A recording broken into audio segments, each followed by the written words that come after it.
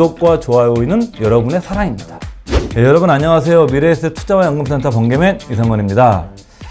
제가 이제 나이가 한 50대 중반에 이르다 보니까 요즘은 두 가지를 굉장히 많이 생각하게 됩니다. 하나는 과연 오래 살게 되면 제가 뭐 최소한 90세까지 산다 치면, 아니면 이제 85세까지 산다 쳐도 저한테 35년에서 한 40년 남아있거든요. 과연 이 기간 동안에 투자를 어떻게 해야 될까? 과연 이렇게 오래 사는 것이 투자에 있어서는 축복일까 재앙일까? 이런 생각을 하고요. 두 번째로는 복리에 대해서 요즘 굉장히 생각을 많이 합니다. 내가 복리라는 것 자체를 20대 초부터 이해했다면, 아니면 뭐 금세기 최고의 투자가라고 불리는 워렌 버핏처럼 10대 시절에 이 복리라는 걸 제가 이해를 했다면 과연 내 삶은 어떻게 됐을까? 그래서 요즘 저는 장수와 복리가 저 투자의 화두입니다. 이러던 와중에 제가 최근에 좀 재미난 기사를 보게 됐었는데요.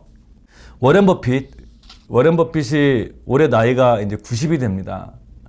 그 월스트리트 저널에서 그 제이슨 치바이크라는 유명한 투자 칼럼니스트와 인터뷰한 내용이 있는데, 거기서 이런 얘기를 합니다. 나는 내가 무드셀러 기법이라고 부르는 방법을 오래전에 추천받았다. 이 무드셀러라는 사람은 성경에 등장하는 인물입니다. 그 노아의 방주로 유명한 노아의 할아버지고요.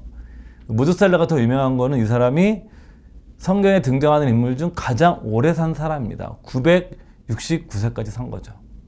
그러니까 워렌 버핏도 이제 90세까지 살고, 자기가 오래 살고, 또 무드셀러 기법이라는 것을 자기가 20대에 추천받았다 그러니까 이 사람이 오랜 기간 지금 투자해서 버핏 스스로가 무드셀러 테크닉이라는 이 말을 씁니다. 이 말이 어디에 등장하냐면 1965년도, 그 당시에는 워렌 버핏이 버크셔 해더웨이를 운영할 때가 아니었었습니다. 주식만 가지고 있었지. 그 당시만 하더라도 워렌 버핏은 투자 조합을 운영하고 있었기 때문에 주주 서한이 아니라 그 투자자들한테, 자기 투자 조합의 일종의 펀드에 가입한 투자자들에게 이 운영 보고서를 쓰는데, 1965년도에 워렌 버핏이 무드셀러 기법이라는 그 운영 보고서에서 운영을 합니다. 또 버핏이 그 무드셀러 기법을 설명하기 위해서 사용하는 또 재미난 사례도 그 65년도 운영 보고서에 등장하는데, 그게 그 맨하탄, 옛날에 네덜란드 식민지 시절에 그 맨하탄에 거주하는, 뉴욕의 맨하탄에 거주하는 인디언들이 24달러 정도의 가치의 장신구를 받고 맨하탄 땅을 네덜란드 총독한테 팔게 됩니다. 이 사람이 굉장히 좀 사치스러운 사람이었다고 하는데요. 이 땅을 판 걸 두고 네덜란드인들이 이 횡재를 했냐, 아니면 인디언들이 무식한 거냐, 이렇게 얘기하는데 그것이 아니고, 그 당시에 인디언들은 아예 토지에 대한 개념이 없었다고 합니다. 토지 보유에 대한. 그래서 그냥 판 거죠, 쉽게. 오히려 자기들은 이익이었던 거죠. 그래서 버핏이 계산을 한번 해봅니다. 1965년도 기준으로 그 장신구를 받고 24달러를 가지고 1965년도까지 338년 동안 운영을 했을 때 6.5% 복리를 하게 되면 버핏의 계산으로는 420억 달러 정도가 됐다. 그럼 맨하탄 땅은, 그 땅의 크기를 봤을 때 얼마 정도 그 당시에 가치 있었냐? 65년도 기준으로는 125억 달러 정도 가치가 있었다. 근데 버핏이 여기서 또 이런 표현을 씁니다. 5%만 더 쥐어짜가지고 7% 수익을 냈다 그러면 얼마나 될 것이냐? 그러면 2,050억이 됐을 것이다. 라는 얘기를 합니다. 그러면서 버핏이 이렇게 오랜 기간 얘기를 하는 것 자체가 허황되게 들릴지 모르겠지만 65년도에 얘기를 한 겁니다. 이것은 우리에게 시사하는 바는 투자로 돈을 벌기 위해서는 세 가지를 하게 되면 절대적으로 유리하다. 첫 번째, a long life, 오래 사는 것. 장수가 곧 무드셀러 기법이라는 겁니다. 오래 살면 투자에 절대적으로 유리하다. 두 번째, 높은 복리 수익률. 그러니까 오래 살거나 높은 복리 수익률을 내거나, 근데 가장 좋은 것은 높은 복리 수익률과 오래 사는 것이 결합됐을 때 최고로 좋다. 그래서 저도 한번 계산을 한번 해봤어요. 버핏의 말처럼 3천만 원을 가지고 제가 한 30년간 운용할 수 있으니까, 제가 한 8% 정도 수익을 낸다 그러면 복리로 한 2억 8천만 원 정도 됩니다. 30년 뒤에. 그러면 제가 나중에 이제 병원 같은 거 가게 되면 이 돈 다 쓸 수 있겠죠. 근데 버핏의 표현처럼 좀 더 높은 제가 복리 수익률을 얻을 수 있으면 얻어서 12%를 냈다 30년간. 그럼 8억이 넘습니다. 근데 제가 너무 운용을 잘해서 16%가 됐다. 그럼 20억이 넘어갑니다. 3천만 원이. 앞으로 30년 동안. 이 재미난 것은요. 세계에서 현재 가장 그 고령화 정도가 심한 나라가 일본인데 일본은 60대에 주식을 시작해가지고 80세, 90세 부자가 되는 사람들이 막 등장하고 있습니다. 이분들이 퇴직하고 나서 좀 할 일이 없으니까 또 모아놓은 자산이 있으니까 이거 갖고 주식을 투자해가지고 20, 30년 운용하니까 늦은 나이에 부자가 되는 겁니다. 과연 이것한테 우리가 무엇을 의미하는 걸까요? 그래서 저는 첫 번째는 장수는 우리가 너무 그 은퇴 리스크라든가 아니면 노후생활비를 다 쓰는 은퇴 파산 얘기만 하는데 그런 재앙적인 측면만 보지 마시고 장수는 투자에서 엄청난 축복이 될 수 있다. 무엇과 같이 하면 복리와 같이 하면 엄청난 축복이 될 수 있다. 라는 걸 의미하는 거고 두 번째 뭐냐 우리가 투자의 시간 지평을 근본적으로 바꿔야 됩니다. 그 대다수의 은퇴 설계라는 게 어떻게 나오냐면 60세나 한 65세까지 그 퇴직 시점까지 그 돈을 모으고 그 이후에 그 돈으로 내가 운용해서 뭐 임대사업을 하거나 아니면 뭐 월 지급식 상품 같은 거 가입을 해가지고 매월 받아갖고 사겠다 이런 식으로 접근하는데 이젠 그런 시대는 없는 겁니다. 왜? 여러분들은 오래 사시기 때문에. 그래서 운용 기간이 어마어마하게 길어진 겁니다. 뭐 일례로 여러분들이 나이가 50세를 하더라도 최소한 운용 기간이 30년 내지 40년이 남았습니다. 제가 50대 중반인데 제가 20대 초반에 이걸 알았었으면 제 삶이 어떻게 됐었을까? 이런 생각을 진짜 문득 하게 됩니다. 그러면 근본적으로 변화가 있었겠다. 왜 그 뛰어난 투자가들은 전부 다 복리 광신도들입니다. 그들에게 복리는 거의 신앙에 가깝습니다. 신앙에. 워렌 버핏뿐만 아니라 월가에서 가장 존경받는 인물이었죠. 월가의 성인이라고 불렸던 존 템플턴 경. 이분은 이제 영국 여왕으로부터 기사자기를 받았던 투자가인데요. 존 템플턴 경이 이런 얘기를 했습니다.